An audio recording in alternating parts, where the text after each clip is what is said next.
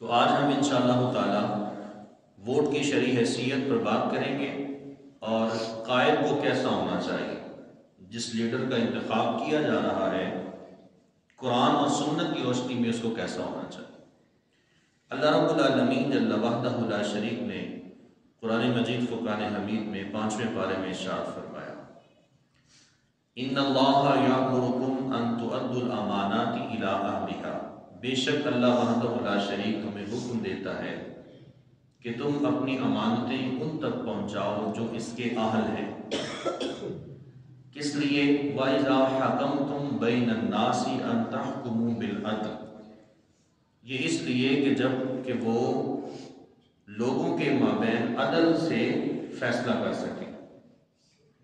ان اللہ نعم ما یعظکم بہ، اللہ وحدہ لا شریک نے یہ نصیحت فرما کر جملہ ارشاد فرمایا، بے شک اللہ تعالیٰ جل شانہ کتنی پیاری نصیحت تمہیں فرماتا ہے کہ تم اپنے لیے کسی کی امانت کی بات کر رہے ہو، امانت کو تم نے اس تک لوٹانا ہے اور لوگوں کے مابین فیصلہ کروا سکے وہ لوگ، تو فرمایا کہ ان اللہ نعم ما یعظکم بہ، بے شک اللہ تعالیٰ جل شانہ تمہیں کتنی ہی اچھی نصیحت فرماتا ہے۔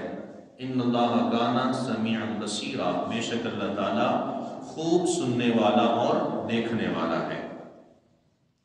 تو اس میں امانت سے مراد شرعی طور پہ دیکھا جائے اور قانونی اعتبار سے دیکھا جائے تو ہمارا ووٹ ہے۔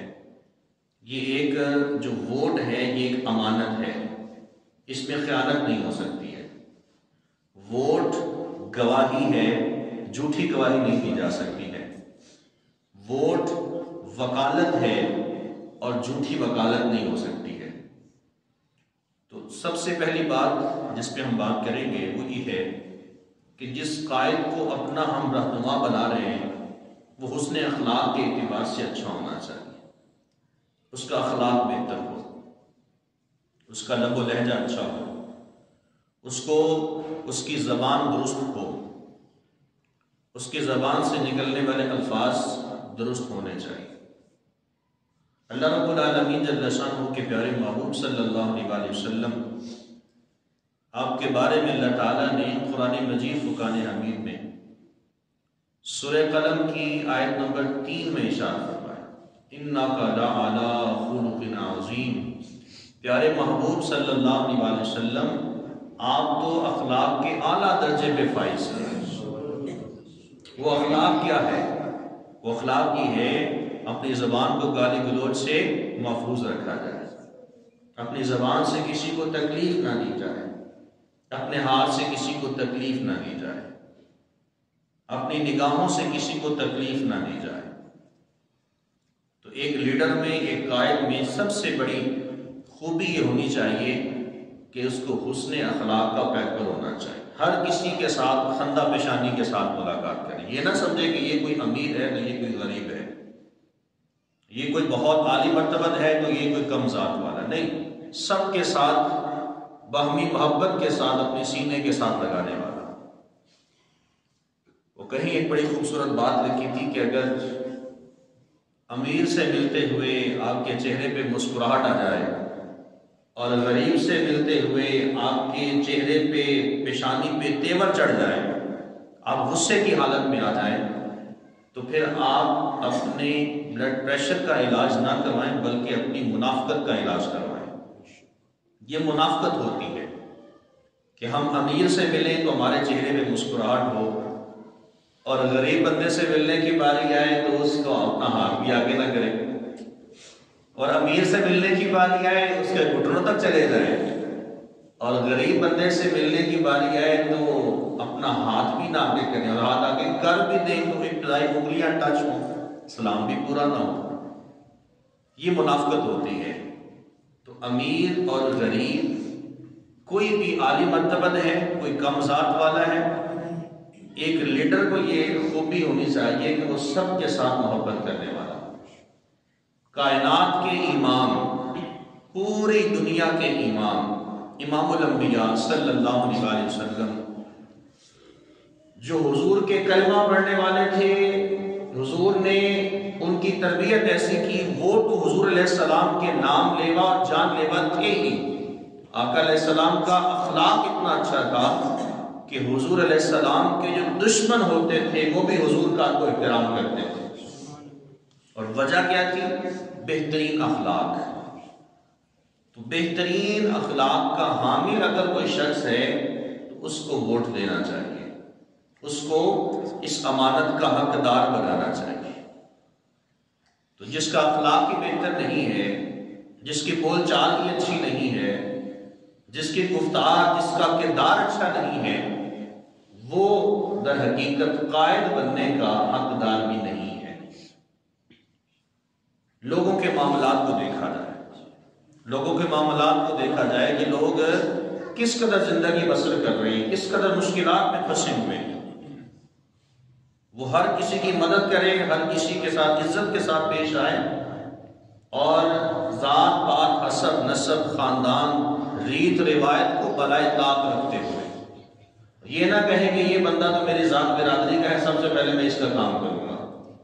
یہ نہ کہیں کہ یہ بندہ جو ہے یہ میرے زیادہ قریب ہوتا ہے، میری چاپلوسیاں کرنے والا ہے، تو پہلے اس کا میں کام کروں گا. یہ نہ. اخلاق بندے کو یہ سکھاتا ہے کہ اخلاق جو ہے وہ پوری انسانیت اس بندے کے سامنے ایک جیسی ہو. میں ایک چھوٹی سی مثال آپ کو دیتا ہوں. نبی آخر الزمان صلی اللہ علیہ وآلہ وسلم آپ نے ارشاد فرمایا کہ تم اسے بھی سلام کرو جس کو تم جانتے ہو، اور اسے بھی سلام کرو جسے تم نہیں جانتے. یہ اخلاق ہے. اخلاق یہ نہیں ہے کہ جس کو آپ جانتے ہیں آپ اسی کو سلام کریں، بلکہ اخلاق یہ ہے کہ جس کو آپ نہیں جانتے ہیں اس کو بھی سلام کریں.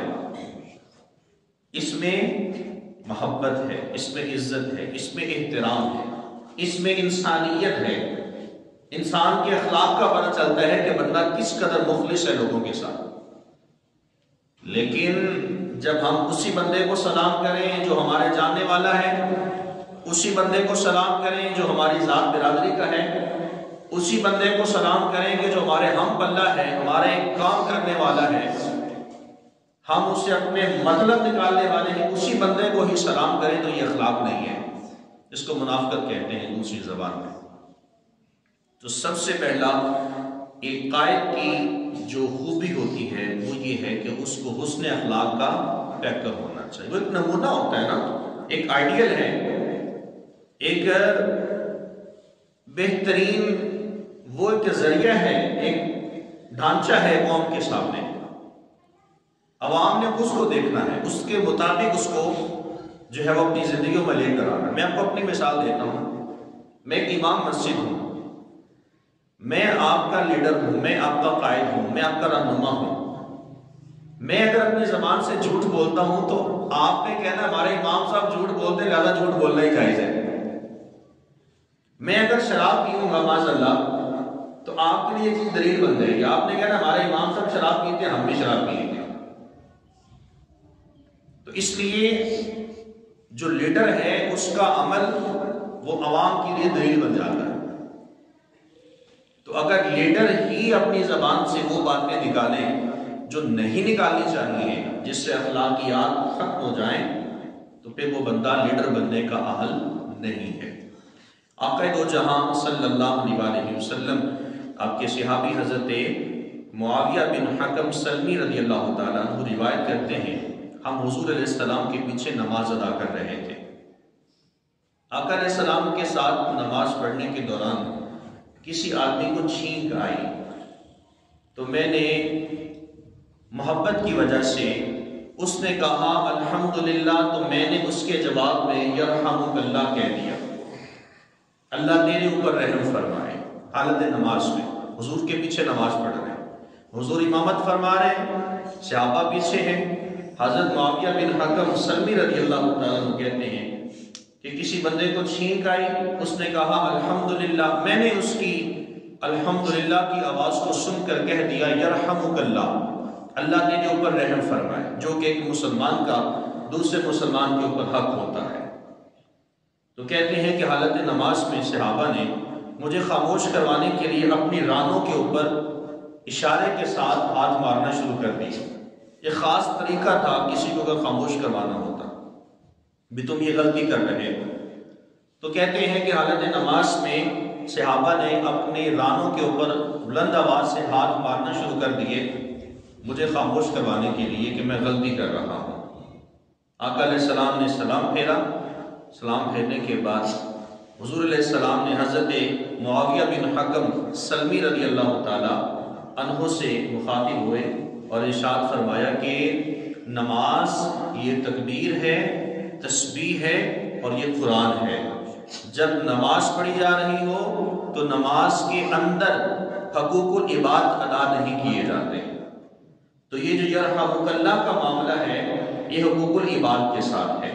جب اللہ کی نماز ادا کر رہے ہیں تو وہ حقوق اللہ ہے۔ تو کہتے ہیں کہ جب مجھے حضور نے اتنی پیاری بات کہی تو میں نے آقا علیہ السلام سے کہا یا رسول اللہ میرے ماں باپ آپ پہ قربان جائیں، میرے ماں باپ آپ پہ قربان، آپ نے کتنی ہی عمدہ تعلیم ہمیں فرمائی ہے، کتنا اچھا انداز ہے آپ کا تربیت فرمانے کا۔ فرماتے ہیں کہ نبی علیہ الصلوۃ والتسلیم نے نہ کبھی مجھے جھڑکا، نہ کبھی مجھے کسی بات سے منع کیا۔ یہ حضور علیہ السلام کا اخلاق ہے۔ اسی طرح سے حضرت انس بن مالک رضی اللہ تعالی عنہ کہتے ہیں میں نے حضور کی خدمت میں 10 سال گزارے، میں نے حضور کی 10 سال میں نے خدمت کی، میں نے کبھی بھی آقا علیہ الصلوۃ والتسلیم کی زبان اقدس سے ایک جملہ اف تک نہیں سنا۔ کبھی مجھے حضور نے تنگی میں آ کے مجھے اف تک نہیں کہا، یہاں تک بھی مجھے نہیں کہا اے انس تم نے یہ کام کیوں نہیں کیا، یا یہ کیا ہے تو کیوں کیا ہے۔ یہ حضور علیہ السلام کا اخلاق ہے۔ تو ایک لیڈر، ایک قائد، ایک رہنما جس کو آپ ووٹ ڈال رہے ہیں اس کو اخلاق کا پیکر ہونا چاہیے۔ یہ قرآنی حکم ہے۔ ووٹ در حقیقت ایک امانت ہے، اس میں خیانت جائز نہیں ہے۔ ووٹ ایک گواہی ہے، ایک شہادت ہے، اور جھوٹی گواہی دینا، جھوٹی شہادت دینا کبیرہ گناہوں میں آتا ہے۔ تو سب سے پہلا ایک لیڈر کو ہونا چاہیے کہ وہ حسن اخلاق کا پیکر ہو، اس لیے کہ نبیوں کے جو امام تھے وہ بھی حسن اخلاق کے پیکر تھے، اعلیٰ ترین اخلاق کے۔ اللہ نے قرآن میں ارشاد فرمایا پیارے محبوب انک لعلی خلق عظیم، آپ خلق عظیم کے اعلیٰ درجے پہ فائز ہیں۔ اللہ رب العالمین اتنا بھی تو ارشاد فرما سکتا تھا پیارے محبوب آپ کا اخلاق بہت اچھا ہے، لیکن نہیں، انک لعلی خلق عظیم۔ محبوب پوری دنیا کے جتنی بھی ساری مخلوق ہے، سارے مخلوق کا اخلاق جمع ہو جائے پیارے محبوب تیرے اخلاق کے برابر کوئی نہیں پہنچ سکتا۔ جیسا تیرا اخلاق ہے پوری کائنات بھی اس کا سارا اخلاق جمع ہو جائے تو پیارے محبوب تیری گرد راہ کو کوئی نہیں پہنچ سکتا ہے۔ انک لعلی خلق عظیم، پیارے محبوب تیرا اخلاق سب سے بلند ہے۔ تو حضور علیہ السلام کا اخلاق کیا تھا؟ آقا علیہ السلام نے ساری زندگی کسی کو گالی نہیں دی، آقا علیہ السلام نے کسی کا مذاق نہیں اڑایا، آقا علیہ السلام نے ہر کسی کو پیار محبت کے ساتھ اپنے سینے لگایا۔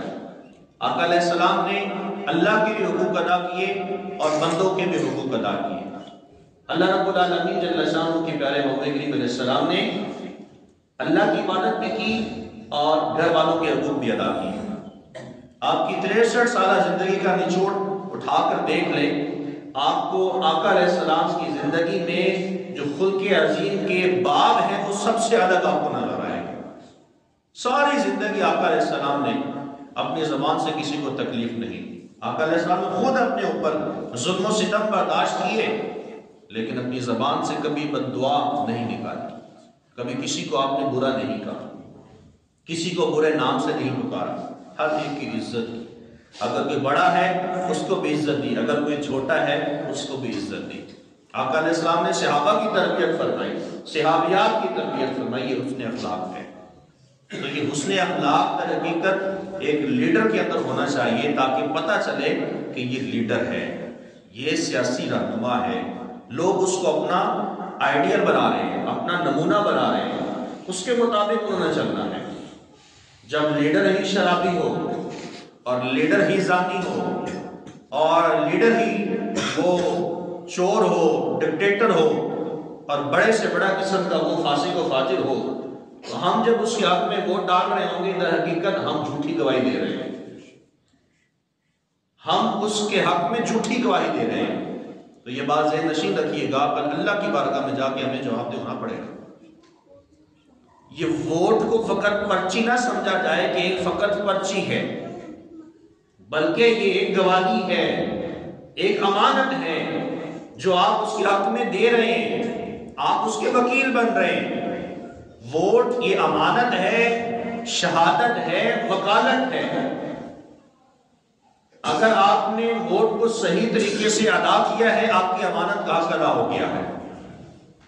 اگر آپ نے ووٹ میں خیانت کی ہے تو پھر عند اللہ اور عند الرسول ہم لوگ مجرم بنیں گے۔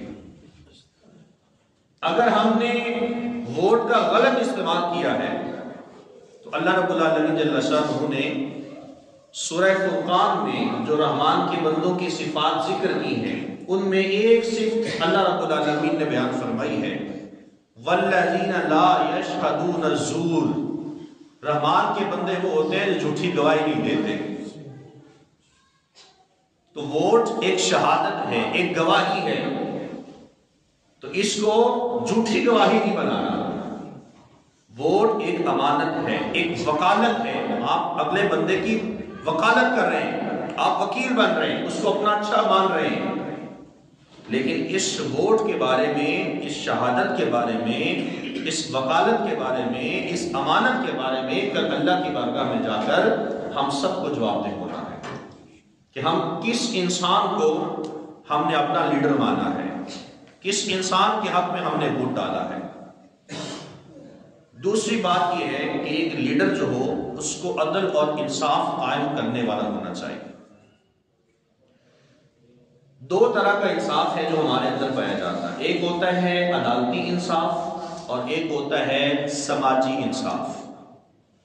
عدالتی انصاف عدالت کے جو معاملات ہوتے ہیں، جلدی ہو، صاف ستھرا انصاف ہو، وہ عدالتی انصاف کہلاتا ہے، جس میں شکلوں کو دیکھ کر فیصلے نہ کیے جائیں کہ یہ بندہ بہت تگڑا آدمی ہے، یہ بدماش قسم کا آدمی ہے، اس کا بینک بیلنس ہے، اتنی جائیداد ہے اور یہ نامی گرامی شخصیت کا مالک ہے، لہذا فیصلہ اس کے حق میں سنا دو۔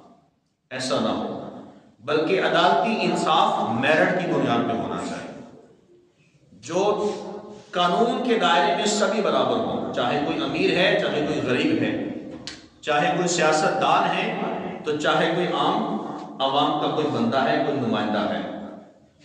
جو گواہی، جو حکم، جو اصول چیف جسٹس آف پاکستان کے لیے ہو، وہی اصول، وہی آئین، وہی قانون وہ چوکیدار کے لیے بھی ہونا چاہیے۔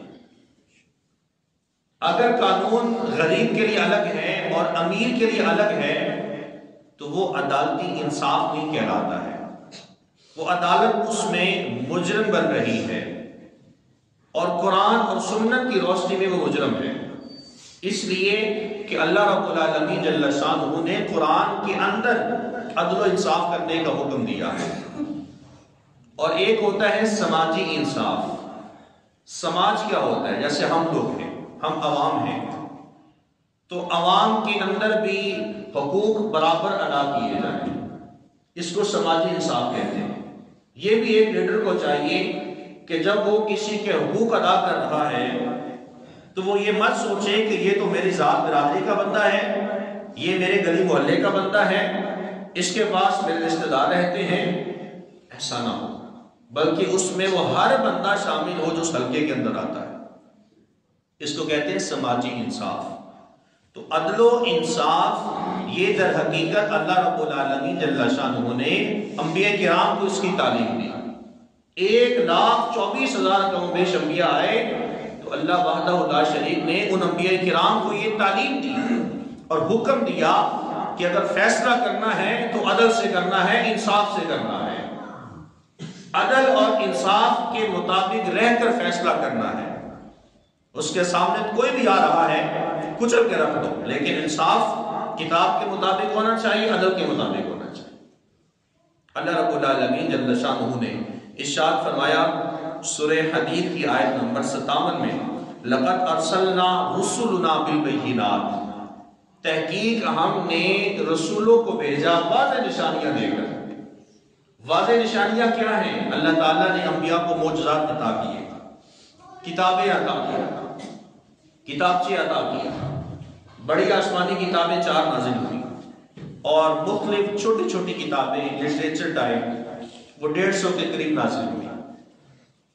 تو اللہ ارشاد فرما رہا ہے کہ ہم نے رسولوں کو بھیجا، ہم نے ان کو واضح نشانیاں دے کر بھیجا، اور پھر اللہ تعالیٰ ارشاد فرما رہا ہے وَأَنزَلْنَا مَعَهُمُ الْكِتَابَ وَالْمِيزَانَ، اور ہم نے ان پر کتاب بھی نازل کی اور ہم نے ان کو عدل بھی فراہم کیا، ہم نے ان کو میزان عطا کیا، اس لیے لِيَقُومَ النَّاسُ بِالْقِسْطِ، تاکہ وہ اس کے ذریعے سے لوگوں میں عدل قائم کر سکیں۔ قرآن اور عدل کے ذریعے سے لوگوں کے مابین وہ عدل اور انصاف کو قائم کر سکیں۔ تو یہ تعلیمات ہیں اللہ کے نبیوں کو دی گئی ہیں، اللہ کے نبیوں سے یہ چیزیں آج ہم تک پہنچی ہیں کہ جب بھی اگر کوئی فیصلہ کرنا ہے تو وہ قرآن کے مطابق ہو، سنت رسول کے مطابق ہو۔ آقا علیہ السلام نے حضرت معاذ بن جبل رضی اللہ تعالیٰ عنہ کو یمن کا گورنر بنا کر بھیجا تھا، اور حضور علیہ السلام نے ساتھ تلقین فرمائی تھی، اے معاذ قرآن کے مطابق فیصلہ کرنا، قرآن کے مطابق فیصلہ کرنا، پھر سنت رسول کے مطابق فیصلہ کرنا، پھر سنت رسول کے بعد اجماع امت پہ آ جانا، پھر قیاس پہ آ جانا۔ پہلا حکم دیا کہ قرآن کے مطابق فیصلہ کرنا۔ آقا علیہ السلام نے حضرت معاذ بن جبل رضی اللہ عنہ کو حکم دیا تھا، جب حضور نے اپنے در سے ان کو روانہ کیا کہ آپ یمن کے گورنر ہیں، یہ حکم دیا تھا صاحب۔ تو سب سے پہلا حکم جو اللہ تعالیٰ نے تمام انبیاء کو دیا وہ یہ کہ وہ عدل اور انصاف لوگوں میں قائم کریں۔ تو ایک سیاسی لیڈر جو ہو وہ لوگوں کے مابین وہ عدالتی اور سماجی انصاف قائم کرنے والا ہو، اس کے سامنے ہر ذات کا بندہ موجود ہے، اس کے سامنے ہر لیول کا بندہ موجود ہے، وہ ہر ایک کے ساتھ برابری کرے، انصاف کرے، یہ قرآن حکم ہے۔ اور اگر کوئی ایسا نہیں کرتا ہے تو قرآن اور سنت کی روشنی میں وہ لیڈر گناہگار ہے، وہ قائد بننے کا اہل ہی نہیں ہے، اور اگر اس کے حق میں ووٹ دیا ہے تو وہ شرعی طور پہ گناہ ہے۔ آقا علیہ الصلوۃ والتسلیم آپ کے دور اقدس میں قبیلہ قریش کی بہت بڑی ایک خاتون جس کا نام فاطمہ تھا، بنو مخزوم سے اس کا تعلق تھا۔ قبیلہ بنو مخزوم کی اس عورت نے چوری کر لی اور حکم صادر فرما دیا گیا کہ اس کے ہاتھ کاٹے جائیں گے۔ آقا علیہ السلام کی خدمت میں اس خاتون کو لایا گیا۔ آقا علیہ الصلوۃ والتسلیم کے جو اصحاب تھے ان کے پاس قریش کے بڑے بڑے سردار آئے کہ ہمارے تو اس میں بدنامی ہو جائے گی کہ ہماری خاتون جو ہے اس کے ہاتھ کاٹے گئے ہیں، لہذا کوئی بندہ ایسا ہونا چاہیے جو حضور کے پاس سفارش لے کر جائے اور ہماری خاتون کے ہاتھ نہ کاٹے جائے۔ تو مشاورت کرنے پر حضرت اسامہ بن زید کا نام سامنے آیا۔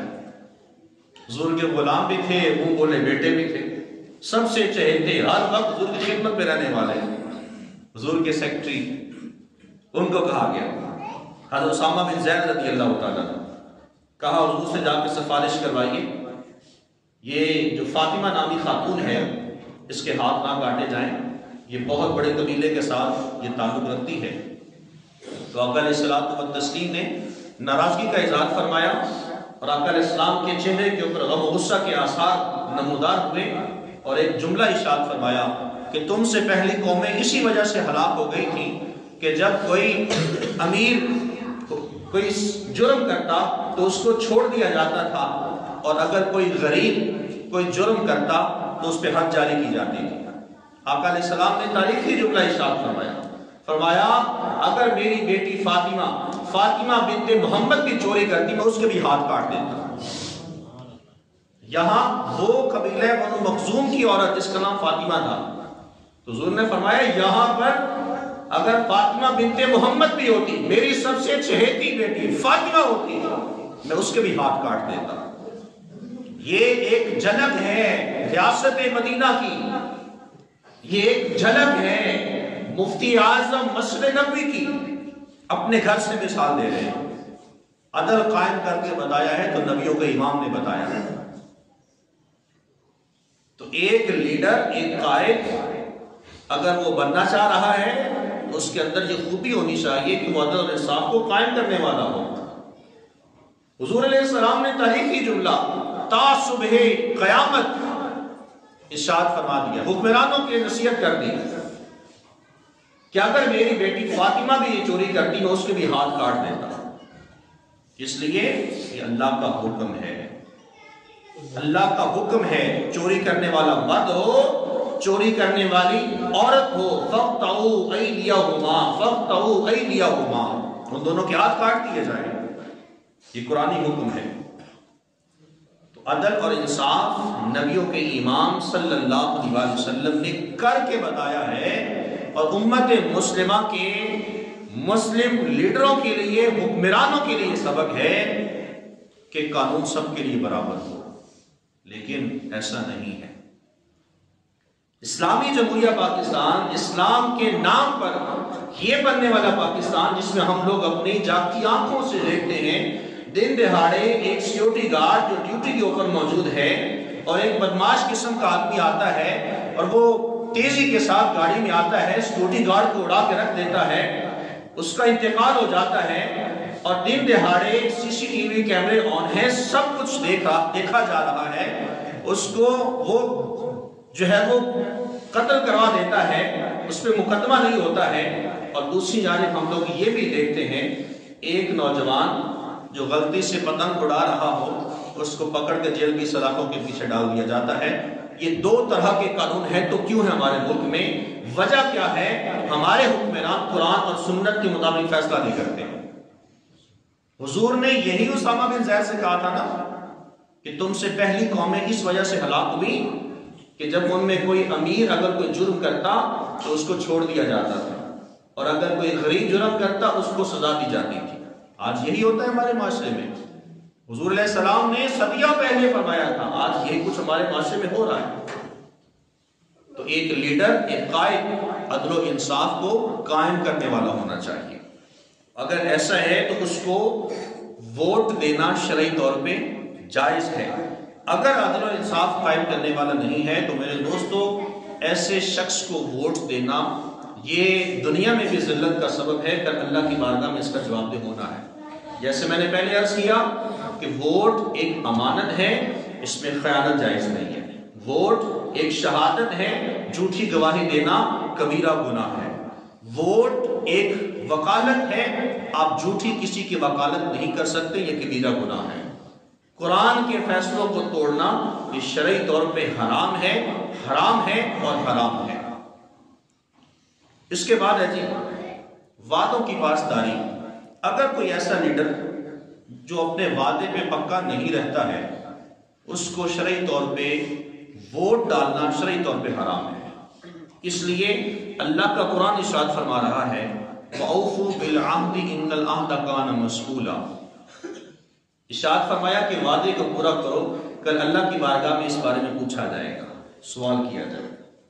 نبی علیہ الصلوۃ والتسلیم سے کسی شخص نے وعدہ کیا تھا کہ حضور آپ یہاں ٹھہرے، میں ابھی آ رہا ہوں۔ وہ گئے اور جا کر بھول گئے۔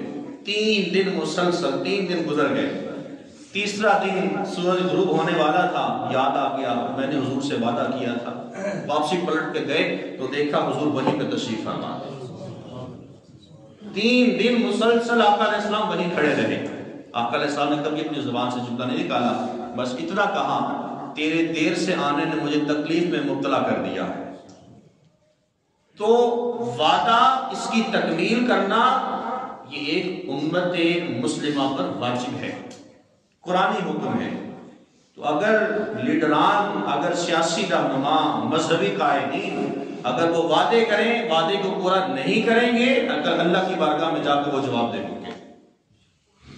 ہم لوگ ووٹ کیوں ڈالتے ہیں؟ ووٹ اسی لیے ڈالے جاتے ہیں کہ یہ لوگ ہمارے کام آئیں۔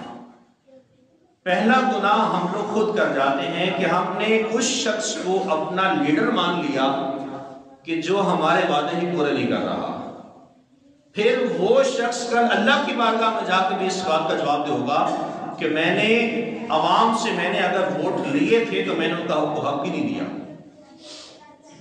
تو وعدے کی تکمیل جو شخص کرتا ہے در حقیقت وہ ہی لیڈر بننے کا اہل ہے. اگر اس کے اندر وعدے کی تکمیل کا عنصر نہیں پایا جاتا ہے تو شرعی طور پر اس کو ووٹ دینا بھی جائز نہیں ہے. اس کے بعد ہے سچائی اور راست بازی. اگر کوئی ایسا لیڈر جو جھوٹ بولتا ہے، جھوٹ سے کام لیتا ہے، اس شخص کو ووٹ دینا شرعی طور پہ جائز نہیں ہے. اس لیے اللہ کا قرآن ارشاد فرماتا ہے یا ایھا الذین آمنوا اتقوا اللہ وقولوا قولا سدیدا، اے ایمان والو اللہ سے ڈرو اور سچی اور سیدھی اور ستھری بات کرو. آپ کہیں میں یہ کام کر سکتا ہوں اور کسی کریں. یہ نہیں ہے کہ آپ کہیں کہ میں یہ کام کرواؤں گا آپ مجھے ووٹ دیں، بعد میں کون ایم پی اے کون ایم این اے اور کہاں کہاں عوام پیچھے پیچھے ہے، حکمران آگے آگے ہیں. تو یہی تو سرگرمیاں چل رہی ہیں. ہم لوگ آنکھیں بند کر کے اعتبار کر لیتے ہیں، لیکن یہی وہ لوگ ہو کے بعد میں آنکھیں کھول دیتے ہیں. تو میرے دوستو، ووٹ اس شخص کو دیں کہ جو سچا ہو، جو راست گو ہو، جس کی زبان سے سچ نکلتا ہو، جو اپنے وعدے پر پکا رہنے والا ہو.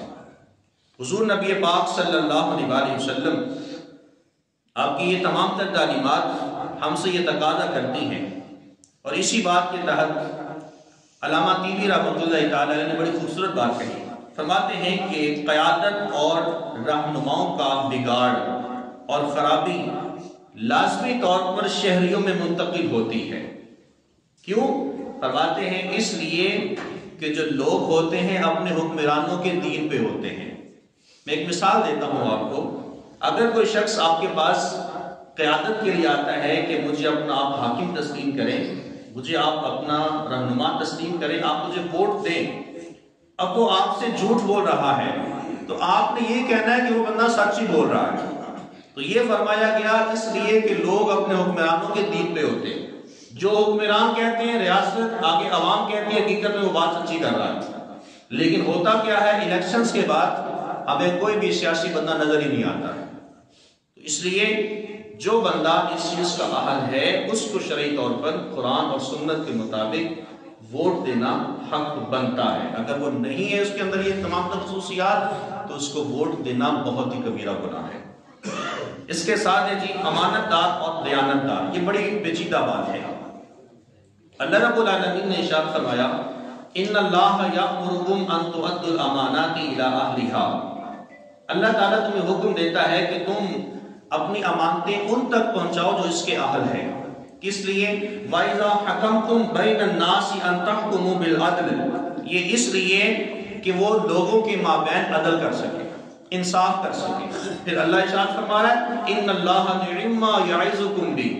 اللہ تمہیں کتنی اچھی نصیحت کر رہا ہے. یار ہے کوئی بندہ، ہے کوئی یہ بات کہنے والا؟ پوری کائنات کے رب نے یہ بات کہہ دی. امانت دو جو اس کا اہل ہے. آقا علیہ السلام کی خدمت میں ایک عرابی حاضر ہوا. اس نے آ کے کہا کہ بندہ نواز مجھے بتائیے متی الساعہ، قیامت کب آئے گی؟ آقا علیہ السلام خاموش رہے. اس نے پھر سوال کیا متی الساعہ، حضور قیامت کب آئے گی؟ حضور خاموش رہے. پھر سوال کیا متی الساعہ، حضور قیامت کب آئے گی؟ آقا علیہ السلام نے ارشاد فرمایا فَإِذَا ضُيِّعَتِ الْأَمَانَةُ فَانْتَظِرِ السَّاعَةَ. فرمایا کہ جب امانت کو ضائع کر دیا جائے تو پھر قیامت کے آنے کا انتظار کرنا.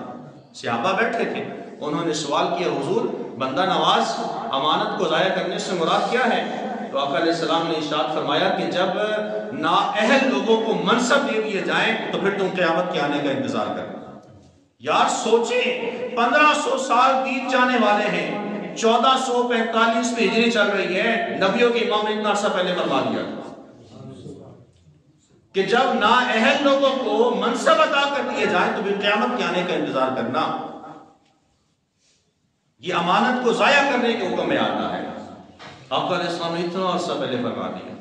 دوسری بات سماعت کیجیے، حضرت سیدنا مولا کائنات شیر خدا رحم اللہ تعالیٰ وجہ کریم کو آقا علیہ السلام جب آپ مکہ سے مدینہ جا رہے تھے تو حضور علیہ السلام کے پاس اپنے تو اپنے بیگانے بھی آ کر امانتیں رکھوایا کرتے تھے، بیگانے بھی جو حضور علیہ السلام کے خون کے دشمن تھے انہوں نے بھی حضور کے پاس امانتیں رکھوائی ہوئی تھی۔ جب آقا علیہ السلام مکہ سے مدینہ جا رہے تھے، ہجرت کا آغاز ہونا تھا، تو مولا علی سے فرمایا پیارے علی آپ یہاں تشریف فرما رہیے، میں چلتا ہوں تو میرے بعد یہ جو امانتیں ہیں جس جس کی امانت ہے اس کو لوٹا کر آپ بھی مدینہ آ جائیے گا۔ آقا علیہ السلام کے نزدیک سب سے اول جو امانت کی پاسداری، امانت کی حفاظت کرنے کی جو ذمہ داری تھی مولا علی کو عطا کی۔ یہاں سے آپ کو آئیڈیا ہو جانا چاہیے کہ امانت پر جو حفاظت کرنے والا ہے، پاسداری کرنے والا ہے، اس کو ایسا ہونا چاہیے جیسا مولا علی کائنات رضی اللہ تعالیٰ عنہ کی ذات گرامی ہے۔ حضور علیہ السلام نے ان کو منتخب کیا۔ پھر اس میں ایک اور بات بھی سماعت کر لیجیے، آقا علیہ السلام کے پاس صرف اپنے لوگوں کی امانتیں نہیں تھی، باقی لوگوں کی بھی امانتیں موجود تھیں۔ دشمن باہر کھڑے ہیں، مولا علی اندر ہیں، کہا علی ان امانتوں کے پاس رہنا ہے، اس لیے مجھے میرے پروردگار نے صادق اور امین کا لقب عطا کیا ہے، کہیں ایسا نہ ہو کہ لوگ مجھے کاذب کہنا شروع ہو جائیں، میں اپنے اس لقب کے اعتبار سے جھوٹا ثابت ہو جاؤں، میری یہ جو امانت ہے یہ جن جن لوگوں کی ہے ان کو واپسی کر کے مدینہ آ جانا۔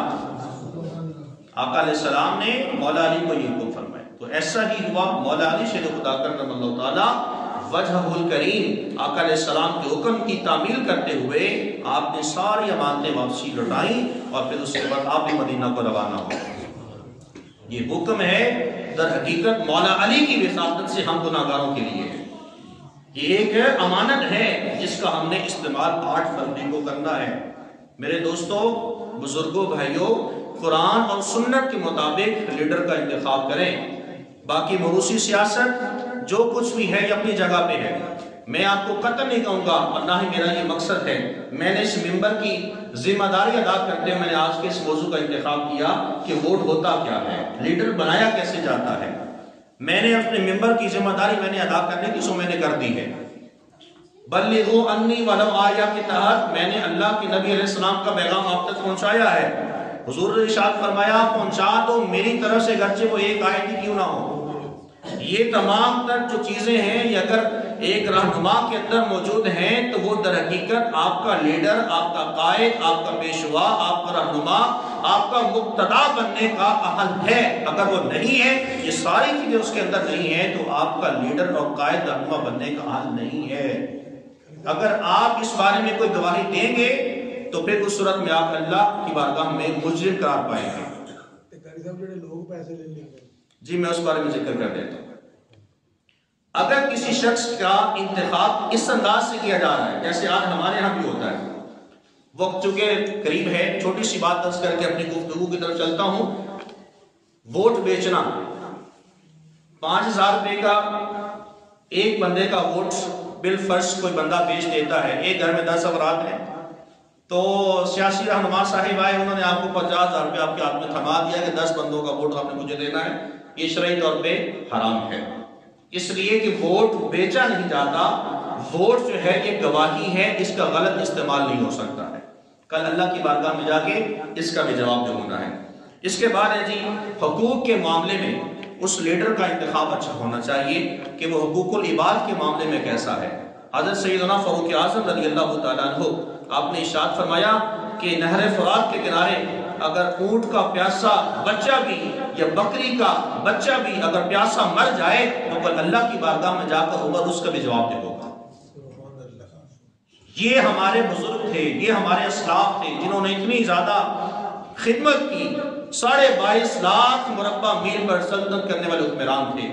میرے پیارے دوستوں، بزرگوں، اگر ہم نے یہاں سے اگر اندازے جو ایک انداز ہے ہماری حکومت کا، ہماری ریاست کا اگر نہ بدلا تو میرے دوستوں ہم ایسے پستے رہیں گے۔ یہ قرآن اور حدیث کی وہ باتیں ہیں جو اللہ وحدہ لا شریک نے ہمارے لیے صادر فرمائی ہیں، اس کے مطابق دیکھیں کون اس چیز کا اہل ہے اور کون اہل نہیں ہے۔ اللہ رب العالمین جل شانہ نے واضح مقامات پر، بے شمار مقامات پر بار بار یہ حکم ارشاد فرمایا ہے، یہاں تک کہ حضرت سیدنا ابو ذر غفاری رضی اللہ عنہ کی میں نے قول پڑھا، آپ نے مرنے سے پہلے وصیت فرمائی تھی، آپ فرماتے تھے کہ کوئی بھی چھوٹے سے چھوٹا منصب پر اگر کوئی بندہ رہا ہو میرا جنازہ نہ پڑھائے گا، اس لیے وہ یہ انہوں نے ایک پیغام دیا تھا کہ جو منصب پہ لوگ فائز ہوتے ہیں وہ ڈنڈی مار کے اوپر جاتے ہیں۔ اور ایک اور بات میں یہاں پہ کر کے اپنی گفتگو کو اختتام کی طرف لے کر کے چلتا ہوں، سیاستدانوں کو تحفے تحائف دینا، اس کے پیچھے اگر آپ کا سیاسی ایجنڈا ہے یہ شرعی طور پہ گناہ ہے۔ آپ سیاستدانوں کی دعوتیں کر رہے ہیں لیکن پس پردہ آپ کا اپنا کوئی کام ہوتا ہے، یہ شرعی طور پہ گناہ۔ اس لیے ایک روایت بتاتا ہوں آپ، حضرت سیدنا فاروق اعظم رضی اللہ تعالیٰ عنہ یہ امیر المومنین تھے، ان کے گھر میں کسی نے چادر بھجوا دی، بڑی پیاری چادر، بڑی پیاری چادر تحفے میں بھجوا دی، اور وہ شخص بڑا نمازی بندہ، بہت عبادت گزار بندہ تھا، جس کے بارے میں مدینہ میں رہنے والے لوگ رشوت کا تو شائبہ ہو ہی نہیں سکتا تھا کہ بندہ رشوت بھی لیتا ہوگا، اور یقیناً ایسا ہی تھا وہ بندہ بہت ہی پاک صاف تھا، پاک باز تھا۔ اس نے سیدنا فاروق اعظم رضی اللہ تعالیٰ عنہ کے گھر میں چادر بھجوائی۔ جب فاروق اعظم رضی اللہ تعالیٰ عنہ گھر پہنچے، دیکھا کہ یہ چادر فلاں شخص کی طرف سے آئی ہے، غصے میں آ گئے، غم و غصہ آپ کے چہرے پر نمودار ہوا، اور فوری طور پہ اس چادر کو واپسی لوٹا دیا گیا، کہا کہ ہمیں اس چیز کی ضرورت نہیں ہے۔ یہ ایک پیغام دیا ہے، ہمیں دیا ہے کہ اے دوستو، اے امت مسلمہ کے نوجوانوں، بزرگوں، جب کبھی کسی لیڈر کے ساتھ اگر کوئی کام کرنا ہے تو عند اللہ عند رسول اس کا بھی حساب و کتاب رکھنا۔ اللہ کی رضا کے لیے تحفے تحائف دینا شرعی طور پہ جائز ہے، کوئی ممانعت نہیں ہے، لیکن اگر تحفہ تحائف آپ دے رہے ہیں لیکن اس کے پیچھے آپ کی اپنی مرضی ہے، اپنا کوئی کام ہے، اپنا کوئی کام نکلوانا مقصود ہے، تو میرے دوستو یہ جو بات فاروق اعظم رضی اللہ عنہ کا واقعہ میں نے آپ کے سامنے رکھا ہے، اس کے مطابق یہ ہے کہ ایسے سیاستدانوں کی پاسداری اس اعتبار سے کرنا بھی شرعی طور پہ جائز نہیں ہے۔ اللہ تعالیٰ ہمارے ملک پہ رحم فرمائے، ہمارے حالوں پہ رحم فرمائے، آمین ثم آمین یا رب العالمین۔